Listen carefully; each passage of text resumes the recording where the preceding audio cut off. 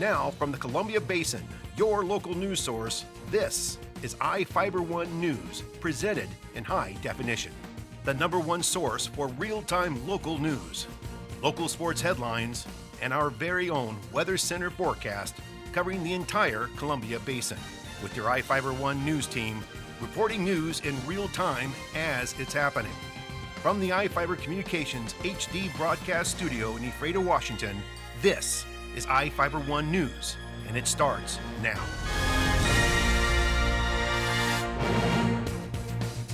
Welcome to iFIBER One News. Hope everyone had a great weekend. I'm Cody Johnson reporting news from around the Columbia Basin for Monday, May 20th. Tonight we'll report on the complete list of candidates running for office here in Grant County and the importance of the intermodal facility in Quincy.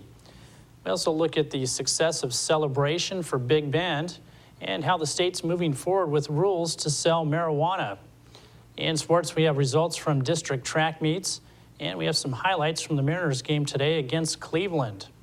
Our spotlight story tonight is about the Solar Cup on Moses Lake that drew hydroplanes to Conley Park.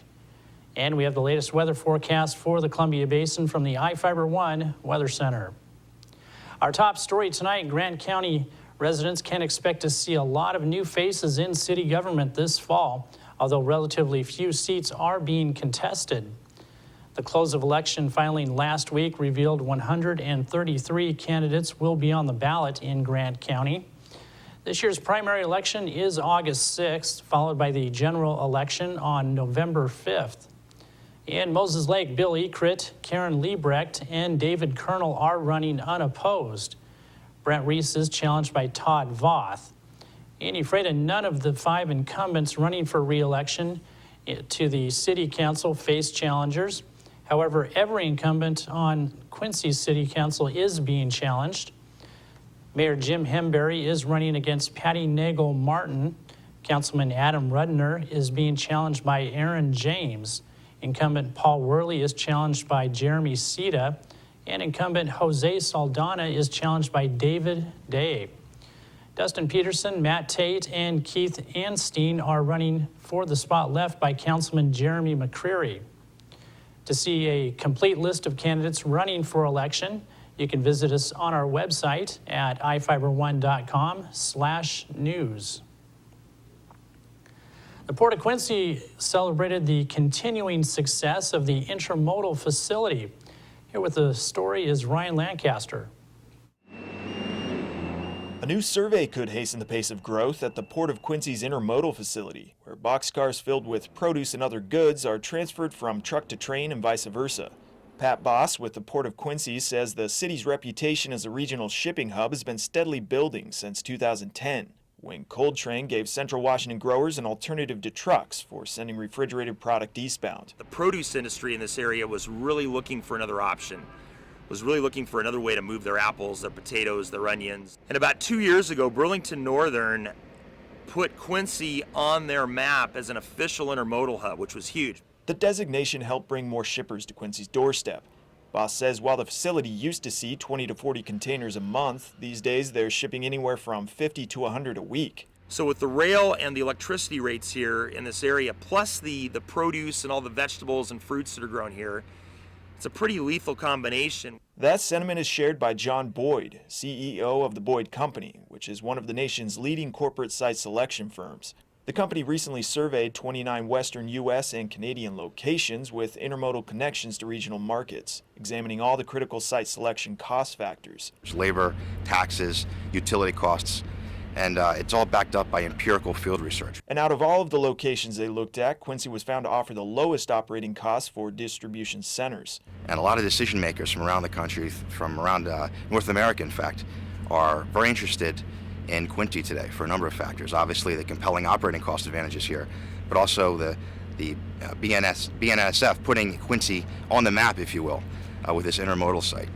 Intermodal is the critical issue today for siting new distribution warehousing projects. In fact, the company doesn't recommend clients make any moves to areas without intermodal rail facilities.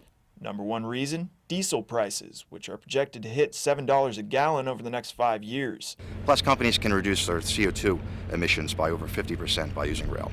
1 gallon of gas translates to 400 miles of rail transport. Good for the bottom line and for green branding of products.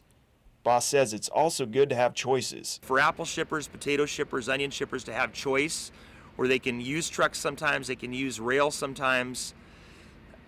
People like that. Boyd says another green advantage Quincy has over other markets is the low-cost hydroelectric power, hard to beat at 3 cents a kilowatt. Those are some of the most attractive energy prices that you'll find anywhere in North America. Boyd's fielding interest in Quincy from distribution companies all over the U.S., dealing in everything from pharmaceutical products to food processing. Boss says it's increasingly clear the Quincy Valley is poised for a boom in new production facilities and distribution centers. Inexpensive warehousing, inexpensive electricity, and very competitive transportation. So you get all those ingredients working together, and it just makes it a very attractive place to ship produce and frozen foods. Having the Boyd study in hand, he says, will only serve to seal the deal with potential customers. Yeah, you can walk into a meeting and you can say, wow, we're better and we were great. But until you have a study that kind of verifies and backs up the numbers, most of these site selectors are going to look at the hard numbers. What's the cost? And as the study points out, the low cost of doing business in Quincy could mean the city is going to see a whole lot more cargo rolling down the rails. For iFIBER 1 News, this is Ryan Lancaster reporting. Thanks, Ryan. Big Bend Community College spent Saturday night hosting celebration to raise funds. Spencer Graham was on hand with the story. Saturday night was a classy night at Big Bend Community College in Moses Lake. The 13th annual celebration for education raised more than $85,000 for student scholarships through a paid meal along with a silent and live auction.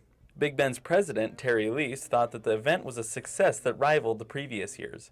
I think this is the first time in the history of the event that we're completely sold out, and so we anticipate raising tens of thousands of dollars for scholarships for students. This is our annual fundraiser and in support of students who are trying to contend with the increasing cost of higher education. The fundraiser featured a wide variety of Washington wines and a 3-course meal prepared by executive chef Timothy Grayson. The dinner also hosted a student speaker, Jared Stern, who was able to pursue his education after receiving the Glace Family Scholarship. The night wrapped up with the live auction, done by auctioneer Chuck Yarbrough Jr. 350, takes on 350, now $400, I'm paying now $400, The amount raised by the end of the night was almost $4,000 more than the amount for last year's event. For iFIBER 1 News, this is Spencer Graham reporting. Thanks, Spencer. Each of the people you see here have warrants for their arrest and are wanted by various law enforcement agencies. If you see any of these people, the DOC asks that you not attempt to detain or apprehend them, but to call police.